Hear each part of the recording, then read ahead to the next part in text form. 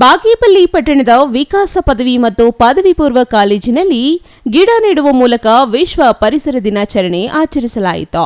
ವಿಕಾಸ ಪದವಿ ಮತ್ತು ಪದವಿ ಪೂರ್ವ ಕಾಲೇಜಿನ ಪ್ರಾಂಶುಪಾಲ ಪಿಎನ್ ಶಿವಣ್ಣ ಮಾತನಾಡಿ, ವಿಶ್ವ ಪರಿಸರ ದಿನಾಚರಣೆ ಪಠ್ಯ ಪುಸ್ತಕಗಳಿಗೆ ಮಾತ್ರ ಸೀಮಿತವಾಗದೆ ಪರಿಸರ ಸಂರಕ್ಷಣೆ ಮಾಡಬೇಕು ಎಂದರು. ಮನೆಗೊಂದು ಗಿಡ ನೆಟ್ಟು ಪರಿಸರ ಉಳಿಸಿ ಬೆಳೆಸಬೇಕು. ವಿಶ್ವಸಂಸ್ಥೆಯಲ್ಲಿ 295 ಸದಸ್ಯ ರಾಷ್ಟ್ರಗಳು ಸೇರಿ ವಿಶ್ವ ಪರಿಸರ ದಿನಾಚರಣೆಯನ್ನು ಆಚರಣೆ ಮಾಡಲಾಗುತ್ತಿದೆ. ಕೈಗಾರಿಕೆಗಳು ಜಾಸ್ತಿಯಾಗಿ ಪರಿಸರ ಸಂಪತ್ತನ್ನು ಲೂಟಿ ಮಾಡುತ್ತಿವೆ. ಪರಿಸರ ಉಳಿಸಿ ಹಾಗೂ ವಿದ್ಯಾರ್ಥಿಗಳು ಪೋಷಕರಿಗೆ ಪರಿಸರದ ಬಗ್ಗೆ ಅರಿವು ಮೂಡಿಸಿ ಗಿಡಮರಗಳನ್ನು ಬೆಳೆಸಲು ಪ್ರೇರೇಪಿಸಿ ಎಂದು ತಿಳಿಸಿದರು. ಯಾಕಂದ್ರೆ ಎಲ್ಲರಿಗೂ ಉದ್ಯೋಗ ಬೇಕಾದ್ರೆ ಕೈಗಾರಿಕೆಗಳು ಜಾಸ್ತಿ ಆಗಬೇಕು. ಕೈಗಾರಿಕೆಗಳು ಜಾಸ್ತಿ ಆಗಬೇಕಾದ್ರೆ ಏನ್ ಮಾಡಬೇಕು?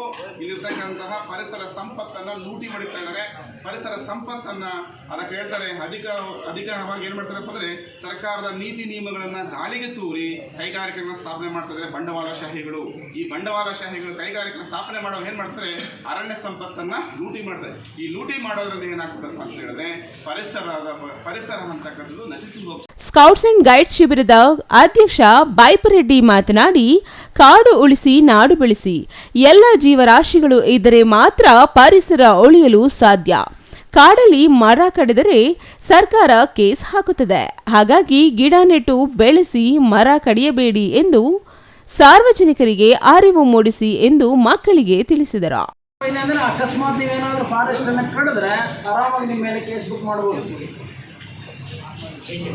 ಅದಕ್ಕೆ ಇಲ್ಲಿ ಪರಿಸರ ಅಂತಕ್ಕಂಥದ್ದು ಬರೀ ಗಿಡ ಮರಗಳಿಂದನೇ ಅಲ್ಲ, ಎಲ್ಲ ಜೀವರಾಶಿಗಳು ಇದ್ರೇ ಪರಿಸರ ಅನಿಸ್ಕೊಳ್ತಕ್ಕಂಥದ್ದು. ಬಟ್ ನಮಗೆ ಕಾರ್ಬನ್ ಡೈಆಕ್ಸೈಡನ್ನು ಮತ್ತು ಯಾವುದು ಆಕ್ಸಿಜನ್, ಪರಿಸರದಲ್ಲಿ ಆಮ್ಲಜನಕ ಮತ್ತು ಜಲಜನಕ ಎರಡು ಪರಿಸರದಲ್ಲಿ ಸಮತೋಲನವಾಗಿರಬೇಕು. ಅಂದರೆ ಎನ್ವಿರಾನ್ಮೆಂಟಲ್ಲಿ ಮರಗಿಡಗಳು ಚೆನ್ನಾಗಿರಬೇಕು.